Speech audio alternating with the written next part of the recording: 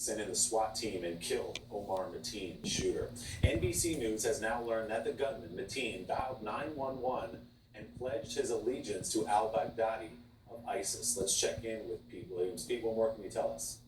We've heard from several law enforcement officials now that just before the shooting started at the club, that the Mateen, the man who's said to have fired the shots, dialed 911, got a local 911 operator, and swore allegiance to al-Baghdadi, who is the head of ISIS.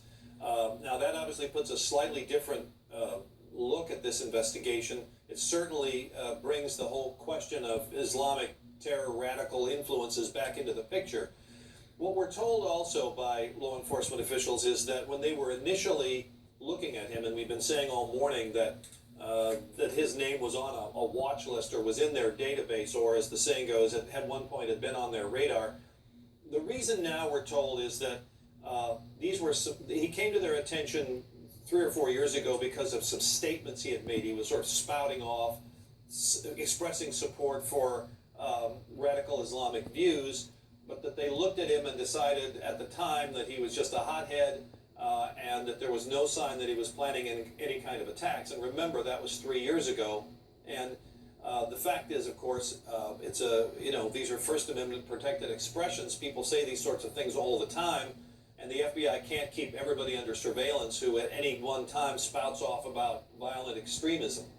So his wife also has, interestingly, Willie, given an interview to the Washington Post in which she says that her husband was a violent man, that their marriage 8 years ago was normal, that she met him online, moved to Florida, and married him, but then he became abusive and beat her. We knew that he was divorced. They had a son, apparently, out of that marriage. But she says that he was a hothead, that he was sort of an unstable person. And this is consistent with the sort of picture we're getting from law enforcement, which is that he was prone to these sort of outbursts and statements. But what specifically led to this shooting at this time, they're still trying to look into. Although, as we've been reporting, his father says that it was seeing gay men kissing in Florida that set him off.